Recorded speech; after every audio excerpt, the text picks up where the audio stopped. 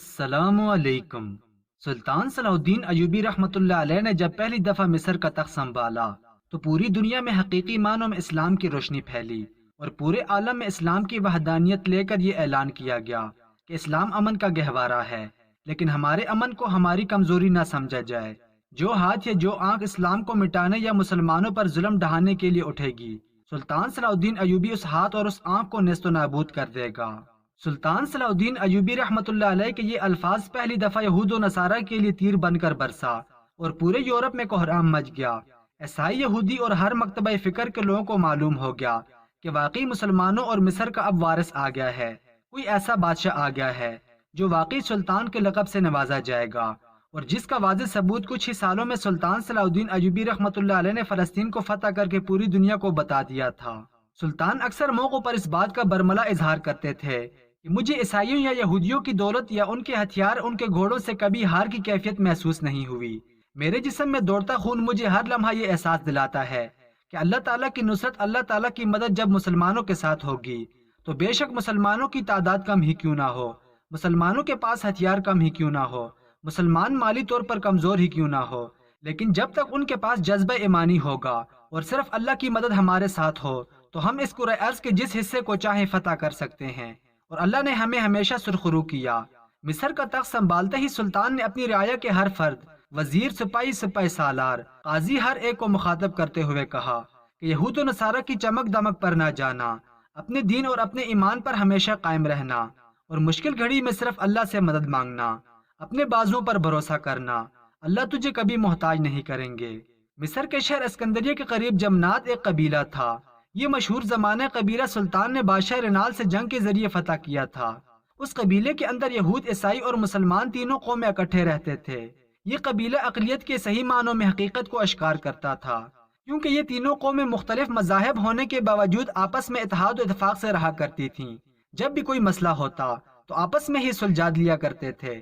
ہر کسی کو اپنے مذاہب کے مطابق زندگی گزارنے کی مکمل آزادی حاصل تھی، اور دن بدن یہودی اور عیسائی میں سے کافی لوگ مسلمان ہو رہے تھے۔ ایک دن اسکندریہ کے قبیلے جمناد میں مسلمانوں کی جامع مسجد میں ایک مسافر آیا جو نہایت ہی دبلا پتلا اور درویش صرف انسان نظر آتا تھا۔ یہ شام کے وقت آیا اور مغرب کی اذان کے بعد شامل نماز ہو گیا۔ اگرچہ یہ مسافر ماز ہڈیوں کا ڈھانچہ تھا، لیکن اس کی صورت با اثر تھی۔ نماز پڑھی گئی اور نمازی اپنے اپنے گھر چلے گئے۔ کچھ دیر بعد ایک مقامی مسلمان کھانا لے کر داخل ہوا اور اس نووارث سے کہا، آپ بھوکے ہوں گے، میں آپ کے لیے کھانا لایا ہوں، برائے کرم تناول فرما لیں، آپ کی بڑی عنایت ہوگی۔ اس درویش مسافر نے جواب دیا، مجھے معاف کیجئے، مجھے پرہیز ہے۔ مقامی مسلمان نے جواب دیا، حضور آپ فکر نہ کریں، یہ سادہ سی روٹی ہے، مرچ بھی کم ہے اور گھی بھی بازاری نہیں ہے۔ مسافر نے کہا، بھائی میرا مطلب یہ نہیں ہے۔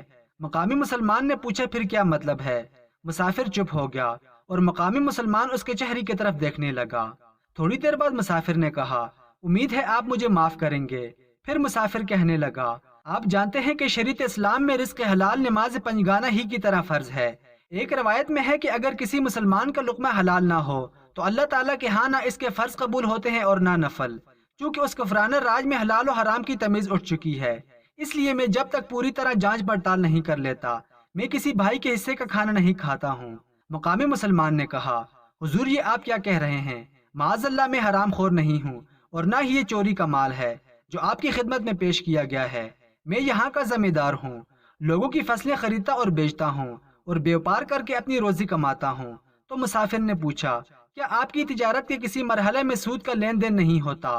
تو مقامی مسلمان نے جواب دیا، میں یہ تو نہیں کہہ سکتا، کئی موقع پر ہمیں قرضہ لینا پڑتا ہے اور مقررہ وقت پر سود سمیت واپس دینا پڑتا ہے۔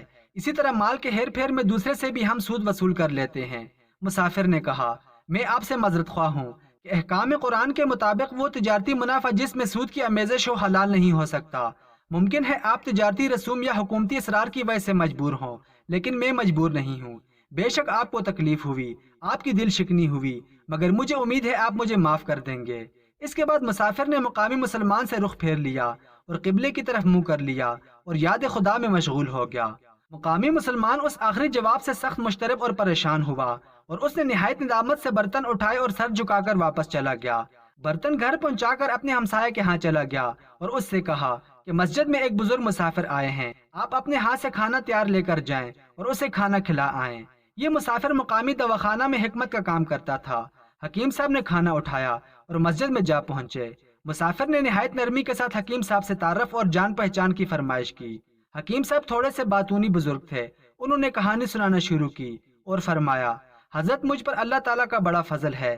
میری 100 دینار تنخواہ ہے، 2-4 دینار ہر روز اوپر سے بھی آ جاتے ہیں، اور میرا بڑا لڑکا بھی ملازمت کرتا ہے، وہ 60 دینار تنخواہ لیتا ہے، اور 2-4 دینار روزانہ وہ بھی لے آتا ہے۔ ہماری زمینیں بھی ہیں جہاں سے سال کا غلہ آ جاتا ہے، اللہ کا بڑا کرم ہے۔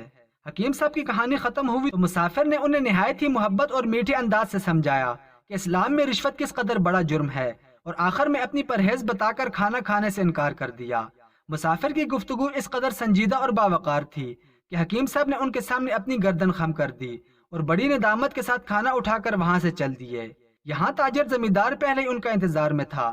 دونوں نہایت ہی ندامت کے ساتھ ایک دوسرے کو اپنی کہانی سنا رہے تھے کہ چند اور نیک لوگ وہاں جمع ہو گئے۔ انہوں نے بھی یہ ساری باتیں سنی اور آنن فانن یہ بات پورے محلے میں عام ہو گئی۔ پھر حکیم صاحب اور زمیندار نے مل کر مشورہ کیا کہ اب کسی بڑے ذمہ دار کے ہاتھ سے کھانا بھجوانا چاہیے تاکہ اس پر سود یا رشوت کا الزام نہ آ سکے۔ چنانچہ اسی وقت ایک بڑے ذمہ دار کے ہاتھ سے کھانا بھجوایا گیا۔ مسافر نے اس سے پوچھا، آپ کے پاس کوئی گروی زمین تو نہیں ہے؟ تو ذمہ دار نے کہا، ہاں میرے پاس گروی زمین ہے، میں اس کا اقرار کرتا ہوں۔ پھر مسافر نے کہا، جو شخص مسلمان ہو کر زمین گروی رکھتا ہے اس کی کمائی حرام سے خالی نہیں ہو سکتی۔ اس کے بعد ایک عالم کو بھیجا گیا جو کہ ایک مسجد کے امام تھے۔ ان میں یہ نقص پایا گیا کہ انہوں نے اپنی بہنوں کو حکم شریعت کے مطابق جائیداد میں حصہ نہیں دیا تھا، اس لیے مسافر نے ان کا کھانا بھی رد کر دیا اور فرمایا کہ آپ بہنوں کے غاصب ہیں، اور کہا آپ کے ہر لقمے میں حرام شامل ہے۔ جیسے ہی یہ خبر پورے قبیلے میں پھیلی تو یہ بزرگ مسجد سے نکل کر باہر چوراہے میں بیٹھ گیا۔ وہاں عیسائی اور یہودی بھی اپنے اپنے گھروں سے کھانا بنوا کر لے آئے، لیکن اس درویش مسافر نے ان کا کھانا بھی حرام کہہ کر واپس بھیج دیا۔ نماز مغرب سے یہ سلسلہ شروع ہوا اور رات کے 9 بج گئے۔ متعدد مسلمان کھانا لے کر گئے مگر مسجد سے شرمندہ ہو کر واپس آئے۔ مسافر طیبہ کی کسوٹی لیے مسجد میں بیٹھا تھا اور ہر ایک مسلمان کو جو کھانا لے کر جاتا تھا اسے قرآنی کسوٹی پر پرکھتا اور شرمندہ کر کے باہر نکال دیتا۔ پورے قبیلے کے اندر ہلچل مچ گئی، ہر طرف اس درویش مسافر کی باتیں ہونے لگی۔ عیسائی اور یہودی کہنے لگے، ہم نے بہت سے مسلمان دیکھے لیکن یہ کوئی انوکھا درویش ہے، جس کے پاس کھانا لے کر جاتے ہیں تو وہ اس میں نقص نکال کر واپس بھیج دیتا ہے۔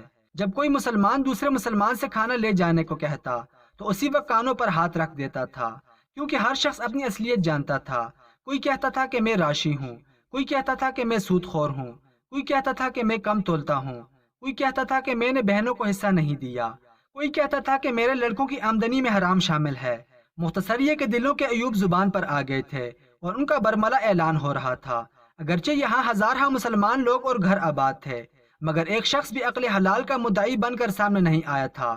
ایک شخص بھی ایسا نہیں تھا جسے مکمل طور پر یقین ہو کہ میرا ہر لقمہ یا میرے اناج کا ایک دانہ حلال کا ہے۔ بزرگان قصبہ کی گردنیں خم تھیں، کیونکہ آج ہزارہ مسلمانوں میں ایک شخص بھی نہ ملا جو ایک ایسے مہمان کو جو عقل حلال کا طالب تھا ایک ہی وقت کا کھانا کھلا سکے۔ رات کے 10 بج گئے مگر کسی گھر سے کھانا نہ گیا۔ اب سوال یہ تھا کہ کیا یہ درویش مسافر مصر کے اس قبلے جمنات سے بھوکا چلا جائے گا؟ پھر قبیلے والوں نے باہمی مشاورت کے ساتھ 2 لوگوں کو سلطان صلاح الدین ایوبی رحمۃ اللہ علیہ کے پاس بھیجا۔ ان لوگوں نے سلطان کے پاس پہنچ کر سلطان کو سارا ماجرا بیان کیا۔ یہ سنتے ہی سلطان بڑے حیران و پریشان ہو گئے اور اپنے باقی تمام کام چھوڑ کر فوراً اپنے باورچی کو حکم دیا کہ کھانا تیار کیا جائے۔ کھانا تیار ہوا تو سلطان ان لوگوں کے ساتھ اس قبیلے میں پہنچ گئے۔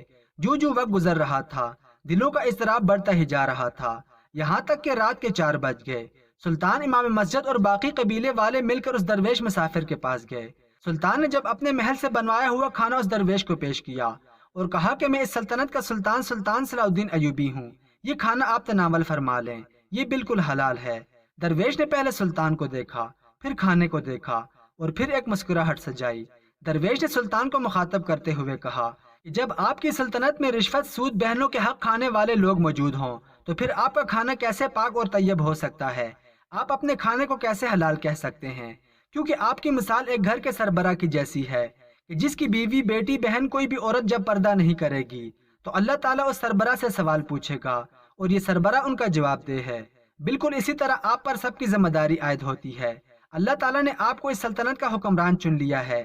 جب تک آپ اپنی سلطنت کے ہر شخص کی نگہبانی نہیں کریں گے، اپنی سلطنت میں رشوت، سود، بہنوں کے حقوق انصاف کے ترازو میں نہیں تولیں گے اور باقی دیگر مذاہب کے لوگوں کے حقوق پورے نہیں کریں گے، تب تک آپ حقیقی معنوں میں سلطان نہیں بن سکتے۔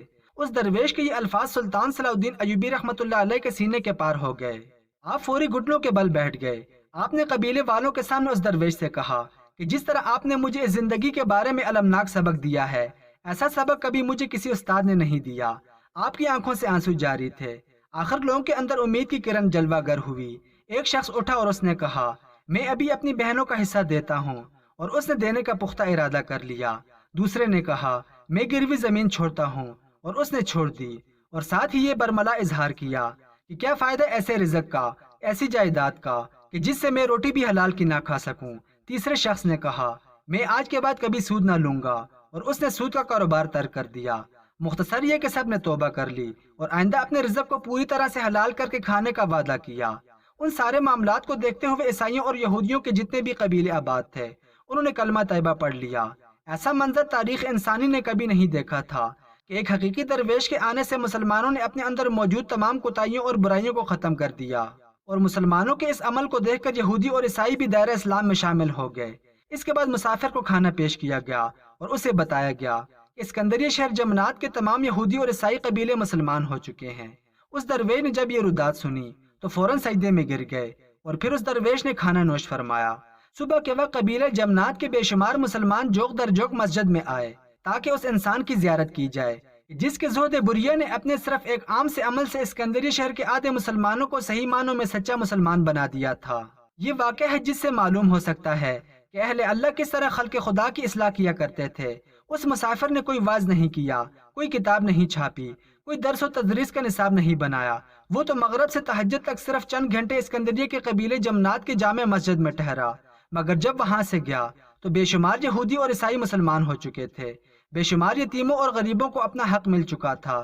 ہر بشر کے دل میں رزق حلال کی طرف جاگ گئی تھی۔ باخدا جن کی نگاہوں سے قوموں اور ملکوں کی تقدیریں بدل جاتی ہیں۔ شرط یہ ہے کہ مرد قلندر کو خود اپنی ذات میں مومن اور سچا مسلمان ہونا چاہیے، تو پھر اس کا کیا گیا ہر امر دوسرے کے دل میں گھر کر جائے گا۔ دوستو، ہمیں بھی اپنی اصلاح کرنی چاہیے۔ آج وقت ہے اپنی اصلاح کیجئے۔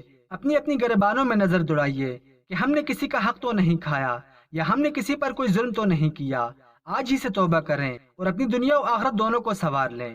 یہ اٹل حقیقت ہے کہ جب تک ہم اسلام کے بنیادی اور حقیقی اصولوں پر عمل پیرا نہیں ہوں گے، تب تک ذلت اور رسوائی ہماری مقدر بنے گی۔ اللہ تعالی ہم سب کو دین اسلام کے بنیادی اصولوں کو سمجھنے اور اس پر عمل پیرا ہونے کی توفیق عطا فرمائے۔